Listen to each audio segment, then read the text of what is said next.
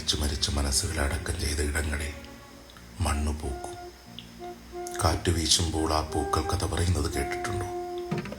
ജീവനുണ്ടായിരുന്നപ്പോൾ ഒന്നിക്കാൻ കഴിയാതെ പോയ കഥയിൽ നീയോ അവനോ അവരിലൊരാൾ ജീവിച്ചിരിക്കുന്നുണ്ടാവും.